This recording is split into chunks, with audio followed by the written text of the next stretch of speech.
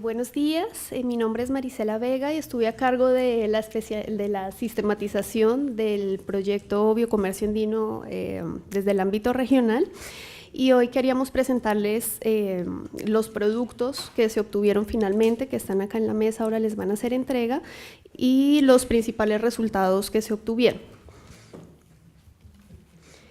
Lo primero es explicarles un poco acerca de la elaboración de la memoria y la sistematización del proyecto. Esto fue un proceso bastante largo que inició en el segundo semestre del 2014 y durante el primer semestre del 2015 se realizó la actualización, edición y todo el proceso de diagramación final hasta el producto que tenemos hoy en día. Toda la sistematización se basó en la recolección de información de las unidades ejecutoras. Se trabajó de la mano con Colombia, Ecuador y Perú. Se desarrollaron guías y cronogramas de trabajo conjuntos, y se realizó también un taller para las lecciones aprendidas y recomendaciones con las unidades ejecutoras que recoge todas estas lecciones que están acá puestas. Quisiera explicarles un poco acerca de la estructura de la memoria. Esta memoria buscó recoger todos los aprendizajes obtenidos, lecciones aprendidas positivas y negativas, y que estuviesen planificados o no. Obtuvimos bastantes resultados más allá de los indicadores del PIR, que son los indicadores de impacto que están acá mostrados, y la memoria incluye varios temas claves. La primera son solapas y fichas de síntesis. Estos son espacios que tienen principales resultados y formas de trabajo. Ahí están los indicadores, quiénes participaron, los periodos de tiempo y demás.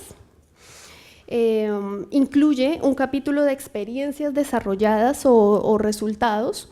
Estos resultados vistos desde 5 puntos distintos.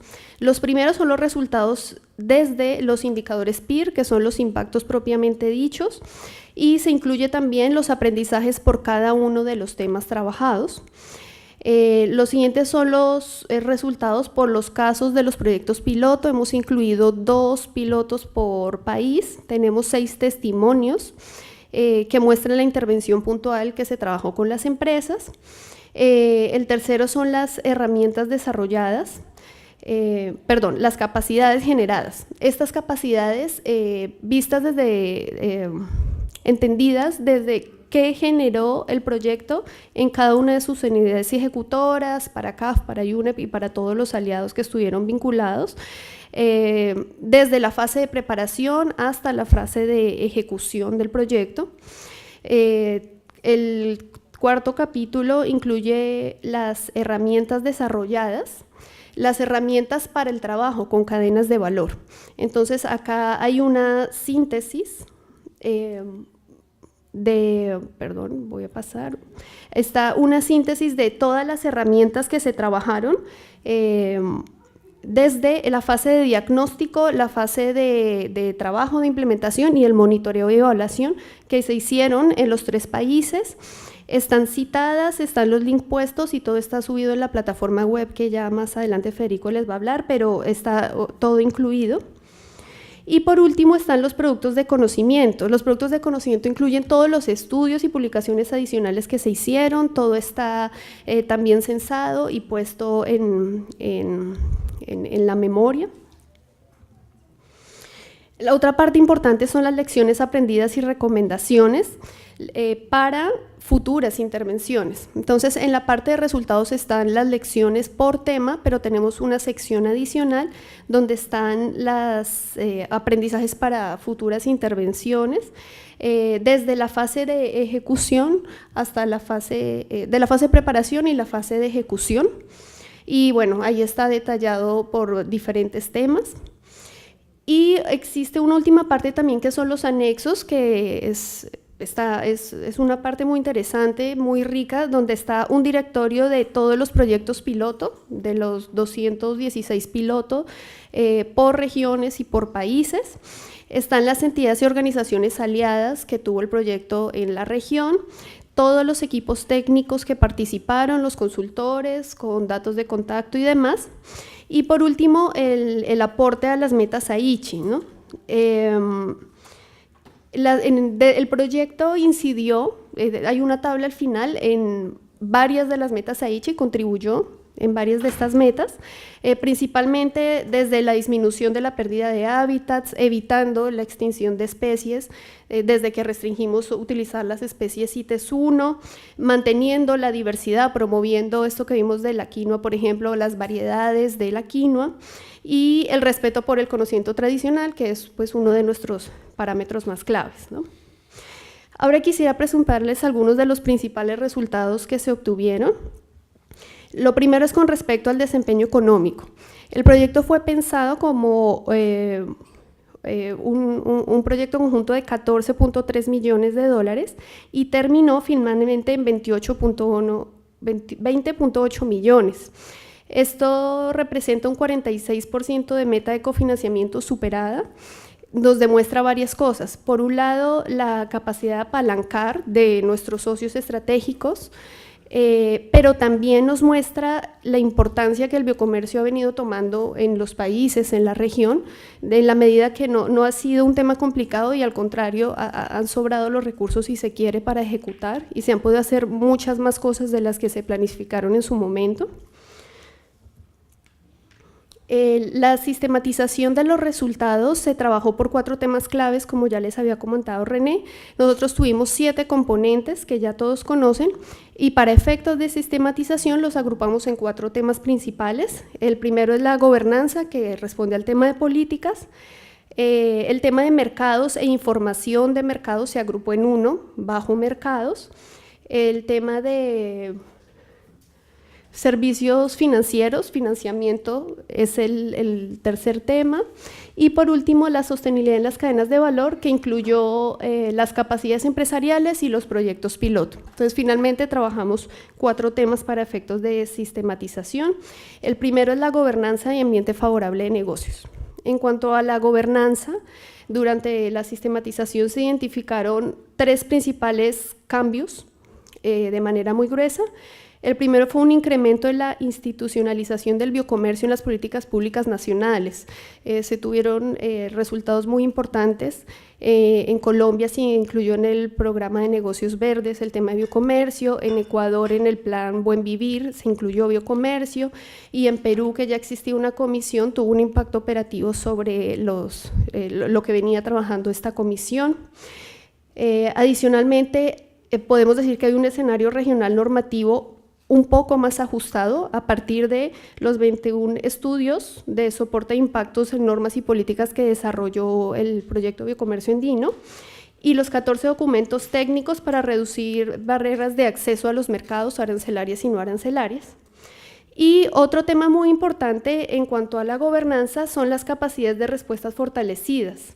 Se trabajaron con 1.359 profesionales de gobiernos públicos, regionales, nacionales, que esto lo que hace es que a la final estos gobiernos, que son quienes regulan, quienes legislan a las empresas, tengan mayores capacidades, que es justo lo que dice David, para poder orientar a las empresas. Lo que está pasando ahora es que las empresas se acercan y los funcionarios no tienen conocimiento de cómo funcionan y qué deben hacer, y ese es uno de los grandes impactos que ha logrado el proyecto. El segundo tema es el acceso a los mercados. En acceso a mercados se identificaron 3 cambios también principales. El primero es el reconocimiento en la inversión y en la investigación para la innovación y generación de valor agregado, ¿no? O sea, es indiscutible que se debe investigar, se debe seguir invirtiendo para lograr productos de mayor valor agregado. Efectivamente, se obtuvieron 58 productos innovadores en los 3 países. El siguiente resultado importante es la adopción de nuevos canales de comercialización. Las empresas estuvieron asistiendo a un montón de ferias como Biofac, Fancy Food, en la Expo Alimentaria, en Mistura, vinieron empresas de Colombia, se hicieron misiones comerciales también donde fueron las empresas que aún no estaban preparadas para asistir a las ferias. Y todo esto, como decía Giovanni, lo que hace es abrir los ojos a las empresas y personales, presentarles un nuevo panorama de las opciones que tienen. y cómo pueden vincularse a ese mercado y hacerles entender que necesitan invertir en desarrollar, en innovar, en aumentar calidad y demás requerimientos del mercado mismo. Y el tercer resultado es la valoración y acceso de la información, es decir, la inteligencia de mercado para tomar decisiones informadas. Muchas veces lo que pasa con los empresarios es que las decisiones se toman por intuición, por decirlo de alguna forma, por lo que ellos buenamente conocen o han visto en su entorno, pero no hay decisiones informadas. Por ejemplo, en Perú, PROMPERÚ genera un montón de información comercial, estadística, que debería ser utilizada y que el proyecto trató de acercar a las empresas para que ellas tomen esto como una base de decisiones, ¿no? 90 iniciativas desarrollaron planes de bionegocios también, se hicieron 2 estudios de mercado. En cuanto al tema 3, que es las herramientas y servicios financieros, el principal cambio es que hay disponibilidad de herramientas financieras al día de hoy para apalancar el biocomercio en la región. ¿Cómo se hizo eso? Acercando al sector financiero y acercando también a las empresas al sector financiero. Muchas veces no es que no existieran opciones, sino que las empresas no las conocían. Y otro de los temas importantes es que se identificó que las empresas no estaban capacitadas ni con las condiciones para acceder al sector financiero. En esa medida entra a incidir el proyecto a acompañarlas y a prepararlas para que puedan acceder. En los 3 países se identificaron varias entidades, se desarrollaron líneas específicas que ya existen. Hay 12 líneas desarrolladas para biocomercio, 173 personas del sector financiero fueron capacitadas y 137 empresas también fueron capacitadas, acercadas, y de esas 33 accedieron finalmente a un producto financiero. Y por último, el tema de sostenibilidad en las cadenas de valor, que es pues, uno de los temas más importantes y lo que acerca a la realidad de lo que pudo lograr el proyecto, es que tenemos una red empresarial regional con conocimientos y capacidades fortalecidas. Se trabajaron con varias entidades adicionales a los mismos 3 actores de los países. Y finalmente se trabajaron con 216 proyectos pilotos. Estos 216 aplican buenas prácticas de manejo y uso sostenible de la biodiversidad de manera efectiva. 27 organizaciones en la región entonces ofrecen servicios de desarrollo empresarial y 43 iniciativas aplicaron estándares como orgánico o comercio justo o turismo sostenible, certificados que también les va a permitir acceder a nuevos mercados. A maneras de impacto general, medido a través de los pilotos, tenemos 3 tipos de impacto de acuerdo con el tipo de sostenibilidad. El primero son los impactos ambientales. Como ya mencionó René, tenemos 282.569 hectáreas manejadas bajo esquemas de biocomercio con mejores prácticas y que están encaminando e incluyendo a nuevas poblaciones y comunidades locales. En efecto, se estima que tenemos 29.600 personas beneficiarias. Estas son personas que están relacionadas con las cadenas de aprovisionamiento, generalmente son los proveedores y en algunos casos también son los empleados, los trabajadores que han participado de las cadenas de valor. Y por último, en los impactos económicos, las empresas reportaron un 65% de aumento en ventas medido en 3 años. Del 2011 al 2014 aumentaron 65% más, lo cual es un muy buen indicador también del proyecto y todo lo que se hizo. El proyecto trabajó en 75% de Colombia y Ecuador, de los departamentos de Colombia y Ecuador, y en el 56% del Perú, es decir, tuvimos una muy buena cobertura y nos da una muy buena idea de qué está pasando en el biocomercio en la región, qué tipos de empresas hay y cuáles son las necesidades de fortalecimiento. Y por último, presentarles algunos aprendizajes y retos futuros que surgieron del análisis y el taller con los países. Lo primero respecto a la gobernanza. Para la gobernanza definitivamente hace falta descentralizar. Se tienen que incluir a los actores regionales y locales dentro de todas las estrategias e intervenciones. Lo que está pasando en casi todos los países es que todo está centralizado en el gobierno central. Se hicieron importantes esfuerzos como a través de las corporaciones autónomas regionales en Colombia, que lograron un impacto bastante más grande, y eso hay que continuar trabajándolo. Sin embargo, hay que continuar fortaleciendo a estas entidades. Se deben implementar políticas tanto de incentivos como de trámites operativos. Aún falta normar y falta también aplicar normas ya existentes, como las relacionadas con distribución de beneficios, el protocolo de Nagoya, que existen pero aún no son aplicadas, y es clave poderlas aplicar. Otro tema es la generación de capacidades para orientar a las iniciativas en el ámbito local, lo que ya les decía, y el uso de herramientas de información de productos y mercados para tomar las decisiones. También hay que acercar esto a los gobiernos locales, regionales, para que ellos a su vez puedan orientar a las empresas. Otro tema respecto a la gobernanza es reforzar los espacios de discusión y planificación para el fomento de biocomercio a nivel nacional. Se deben continuar promoviendo las alianzas público-privadas, que han tenido muy buenos resultados. Las estrategias con los aliados, como en el caso de Ecuador, han sido muy importantes. Respecto al acceso a los mercados, hay dos aprendizajes, dos retos. Primero es fomentar la investigación y el desarrollo de productos innovadores a través de alianzas estratégicas. Si bien se ha avanzado, ahí tenemos 58 productos reportados como realizados, queda muchísimo por hacer. Y es sumamente importante invertir y fomentar la investigación en nuestras empresas y en desarrollar el mercado local. La forma de intervención de casi todos los países está orientada al mercado internacional, y hay todo un tema por explorar en el mercado local, que es de interés, que Perú va a empezar a trabajar también próximamente, y que hay que invertirle un poco en esto, ¿no? No hay mucho, por no decir que muy poco.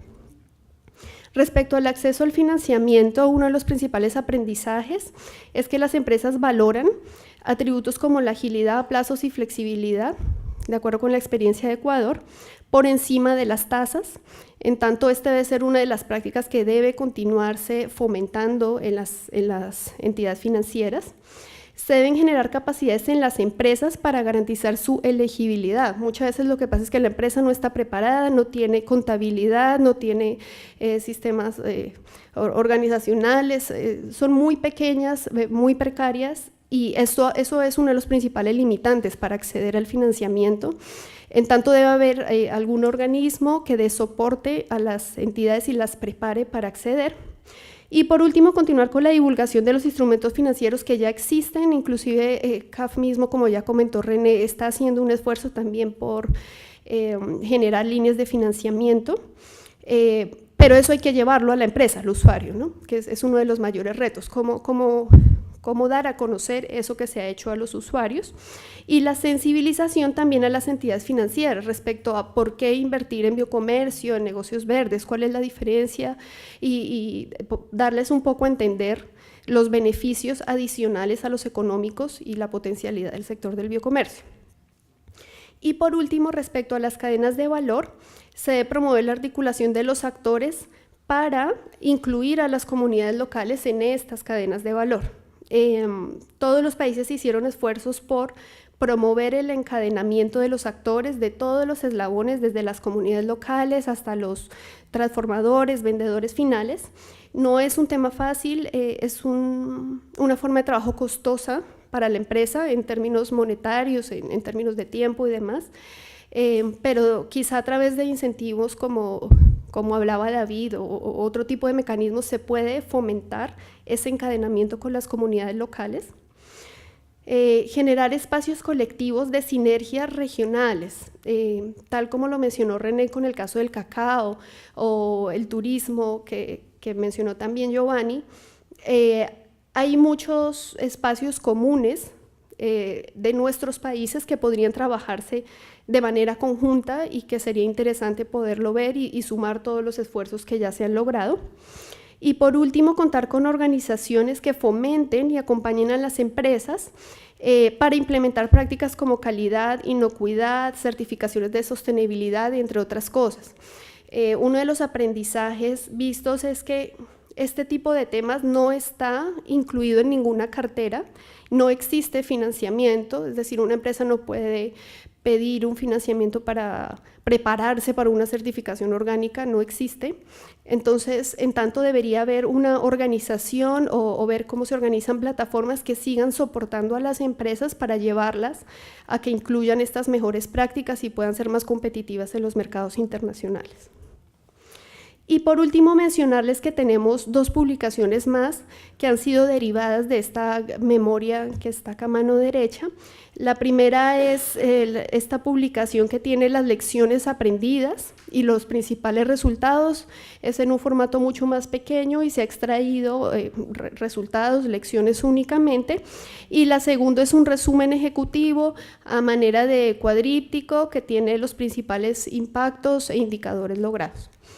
Y bueno, ya seguramente en un rato les van a repartir y es todo. Les agradezco mucho.